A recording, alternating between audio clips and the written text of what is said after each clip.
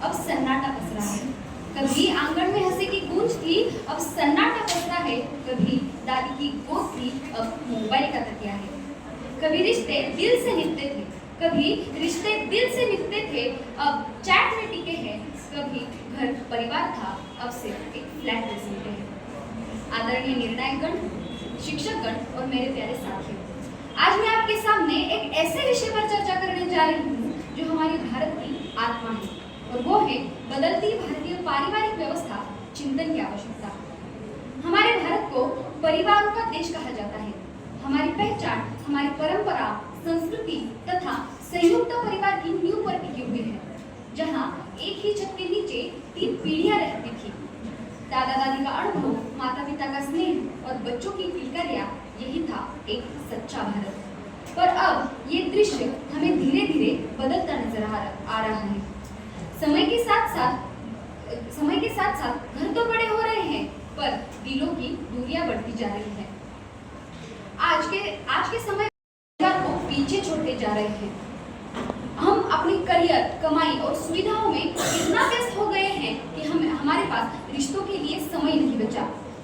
अगर इसका एक वास्तविक उदाहरण देखा जाए तो मुंबई और दिल्ली जैसे महानगरों में लगभग 70% लोग अकेलेपन में जी रहे हैं, यानी कि एकलौते परिवार में, जहां पर बच्चे विदेश में सीखने के लिए चले जाते हैं और माता पिता गांव या फिर शहर में अकेले रह जाते हैं।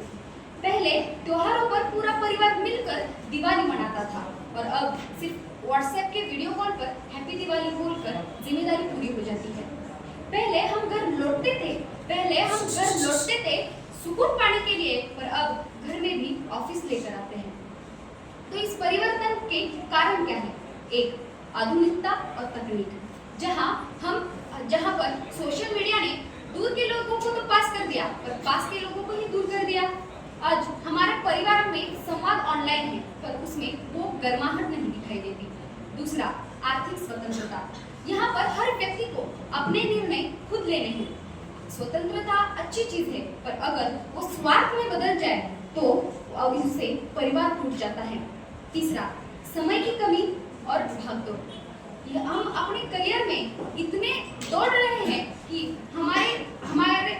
हम परिवार को उतना समय नहीं दे पाते, और अगर ऐसी सफलता हमें मिल भी जाती है तो वो अधूरी लगती है।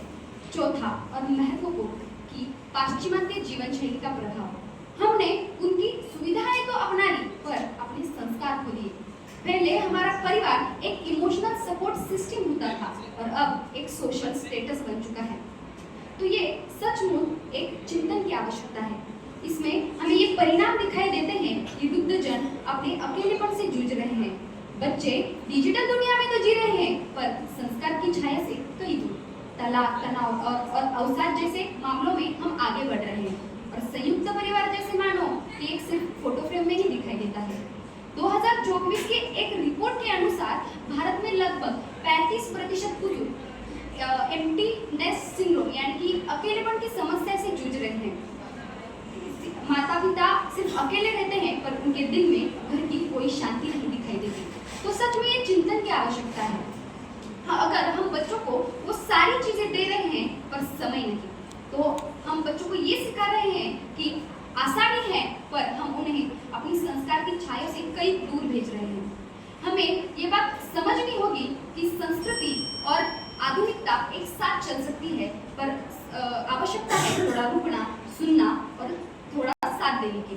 अंत में मैं सिर्फ इतना कहना चाहूंगी कि चलो रिश्तों की बात हो जाए, जहाँ माँ की थाली में मुस्कान परोसी हो और दादी की कहानी सुनाई जाए, धन्यवाद।